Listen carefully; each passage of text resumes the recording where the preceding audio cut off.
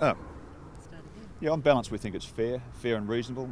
It's a difficult exercise always to put the fixture together, but for us it's fair and balanced insofar as we've got at home a decent spread of time slots and days and so forth. There's never one size fits all for our people. When you've got 50,000 members, it's hard to get one spot to fit all. So we do look for a bit of balance across the fixture. At home we've got a Thursday night game, which is a fantastic opportunity here at Adelaide Oval on a Thursday night against Collingwood, a Friday night game against Hawthorn, a couple of really good Saturday night fixtures. So good Thursday night, Friday night, Saturday night, just the one Sunday twilight, which is a good thing. So, amongst who we play at home, the time slots are good, the away travel's fine. So look, on balance, we're pretty happy. The Thursday night, is that going to be a difficult one, obviously, for your country fans and working people in shopping centres? It was a really good message here for our country members, because we take their needs and their situation into consideration all the time. We've asked specifically for Saturday twilight spots to suit them, for Saturday night games to suit them, to put some themed rounds around what they need. But the Thursday night one is probably not for them, but it does for us open up a whole new market. The picture in people's minds, I think, from the moment that Adelaide Oval was proposed in its redevelopment was to have people spilling out of the city to Adelaide Oval. Now, we've got fewer Friday night games than we would like at this venue in total across both clubs. But to have a Thursday night where you can get this migration down to the Oval from the CBD, I think looms as being something really special. Now, it's a different clientele probably.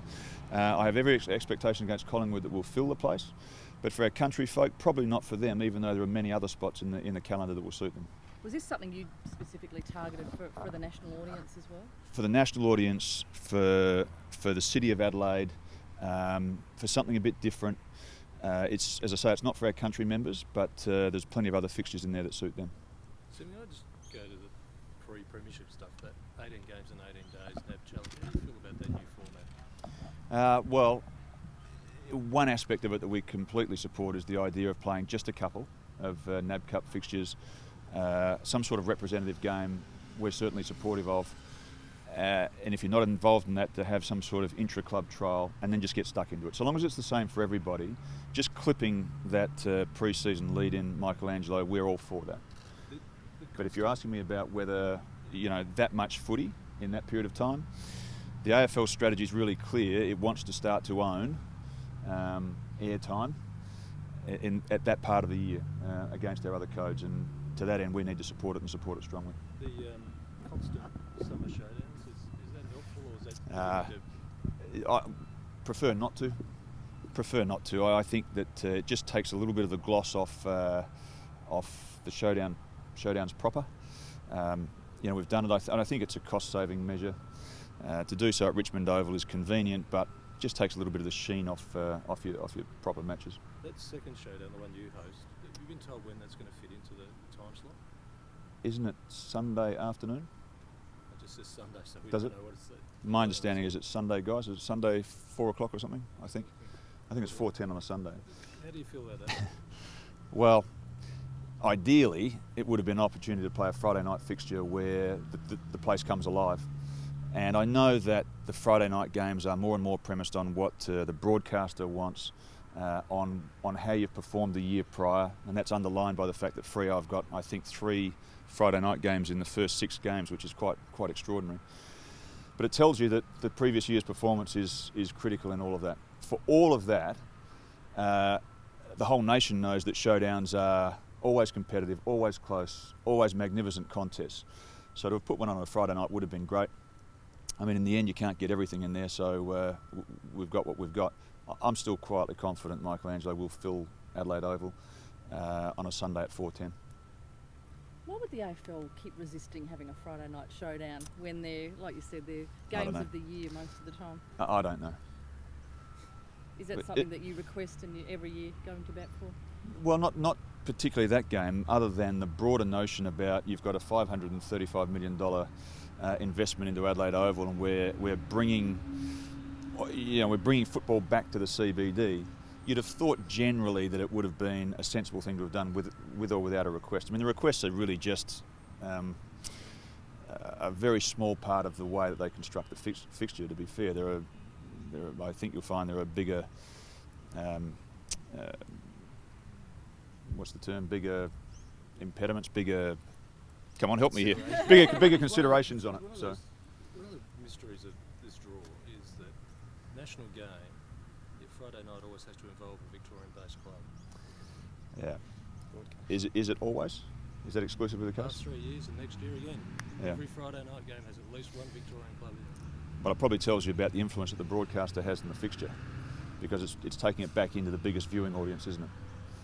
And if that we haven't been told, but if that's a prerequisite or a condition of the Friday night fixture, I mean, it comes as a surprise to us because it hasn't been detailed that way. Curious if it's the third year in a row, though. Huh? Can't be a coincidence. You wouldn't have thought so. Steve, have you worked out with the SANFL whether your curtain raiser will be Port v Crows? No, I think there's a bit of flexibility there, Neil, insofar as we now get an opportunity to have some input to the SANFL fixture in terms of our state league team. There's something to be said for playing it as a curtain raiser. There's something to be said for, given the quality of people who are going to be running around in that fixture, for it to be a standalone game regionally. Maybe at Adelaide Oval as a standalone the night before. Maybe as an AAMI stadium. There's a number of possibilities there, but we need to work our way through that. We don't have the perfect solution yet. Port will host one, we'll host one. We just need to work out what we want to do with ours. Would you think of that? Seriously? Not overly seriously, but just happens to be our home and where we're at. I think there are better options. Here on a Friday night would be one. Taking it regionally would be another. But we seriously don't have a definite solution at the moment. What about how far have you got down the track of securing players from each of the SANFL clubs? Fair way. Phil Harper's working that through. We've met with the amateurs. We've met with, I think, almost all of the SANFL clubs to jockey into position the player or players that they might be suggesting. And we'll end up with 15, 16, 17, perhaps as many as 18 so-called top-up players to plug into that competition and hopefully make better players of them. And they will include players from amateur clubs? Almost certainly. How are you going to draft those in? How are we going to draft them? Or how are you going to draft those in? Are you getting the amateur clubs to nominate players, or you've got to go and scout them? Our scouts will have already had a pretty good handle on what's out there.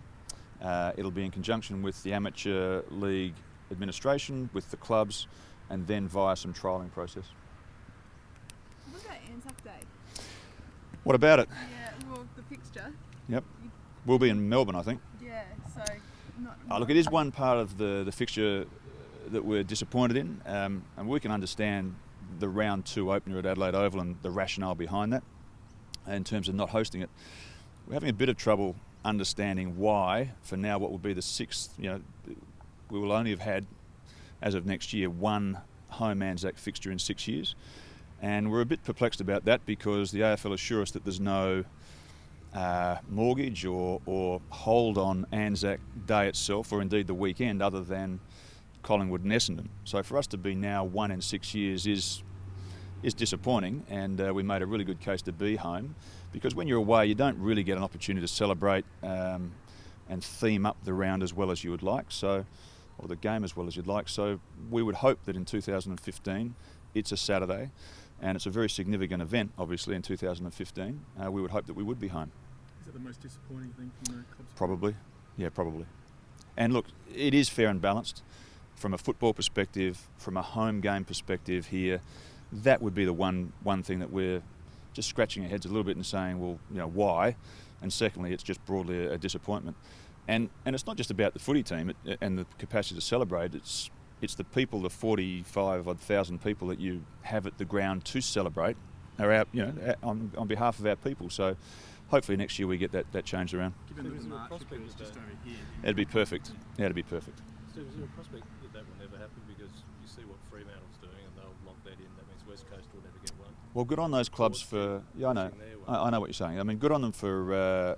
and indeed St Kilda and Brisbane for the New Zealand work that they're doing. But in the event that there's no two teams owning that space or that weekend, we'd very much like to... in fact, we will strongly pursue an Anzac fixture in 2015. Commercially, when you look at the draw, you said everything's great, it's fantastic. What are you budgeting for in terms of crowds here now? What's going to be your Well, uplift? I won't based give on you an the exact members? number, but it's certainly got a 4 in front of it. We would expect significant growth. Already the transition of our current members into Adelaide Oval and the waiting list that's been established for tickets has been really uplifting for us. It's been a great process. So if we get that right, if we get the ticket exchange process right, which we're working on at the moment, and we get the balance of dailies right, and the emergence of a general admission ticket that's standing, there's actually a reasonable demand for standing, and we haven't really been able to provide that at AAMI Stadium. This is just going to be fantastic for that. I was in this ground yesterday, and with the turf laid, and if you looked at the time motion thing, that sort of how quickly things are going together. It's like even in real time, it's just so busy. That aside, you can tell already the venue is going to be absolutely magnificent. It will be, with the height of those stands, the cauldron that it is, the newness of it. Look, I just think that our fans, football fans generally, are going to love it to pieces.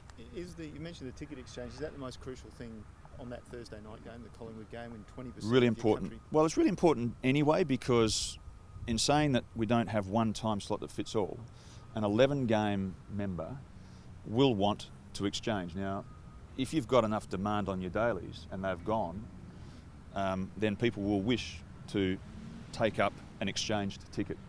And so, we would expect that demand to be there. So it's really important for us to sell those dailies, those walk-ups, and then be able to offer a capacity for members, if they can't make it on a Thursday night or a Sunday afternoon or whatever it is, to be able to share their ticket. Stephen, after what we saw in Ireland, where people are wearing a national jumper representing Australia, how do we make the representative game work in the pre-season when it... I mean, what does it mean? Look, I'm unashamedly a traditionalist when it comes to that. I think for the game to mean something, it needs to be a state of origin game, and I know that there is a lot of pushback against that. If the competition is supportive of it, it could be quite something special on our calendar. It would need, though, Michelangelo to come with some really strict conditions, and that is, historically the resistance to it has been the higher risk for your elite players. If every other player in the competition is playing in an intra-club or inter-club trial that weekend, you've actually got no greater risk on your players, those who are taken out and playing in a state of origin game, whoever's playing that. There's no extra workload, there's no extra risk, it's not in a bye round, and so I think as clubs we need to rise above it and say this is for the good of football to play a representative game. And we are generally supportive of the notion of playing a celebratory game of some sort in that round. That's the way you get around it. Look, we're open-minded to that, but as I say, I think that there's something to be said for state of origin still, because it actually means something, rather than just drawing the best together and what does it mean. But it has to come with those conditions. If you put extra load or extra risk on the players, coaches will immediately become defensive, and I can understand that.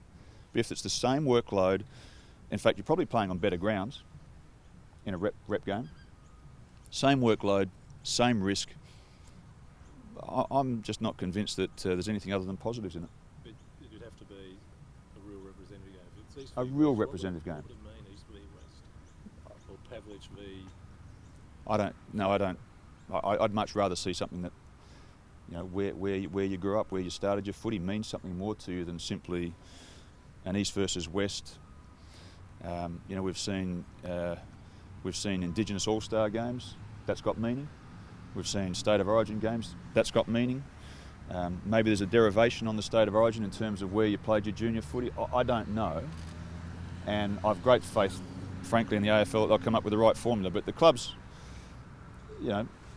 message to colleagues is that we need to rise above the notion of protecting our players. If everyone has the same risk and the same number of players involved, give or take a player, I don't think we should be closed-minded about it. How do you manage the intra-club one where you might get a coach saying, well... I was going to arrest him anyway. You're going to arrest him.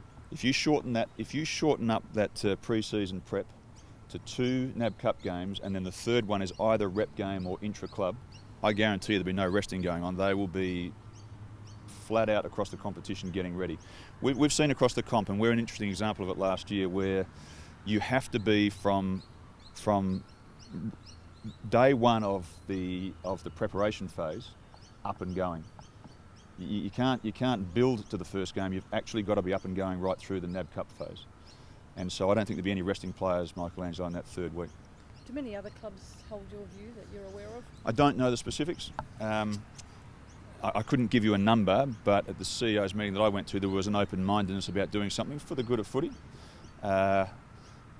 And so beyond that, Vicky, I'm not sure what each club specifically thinks.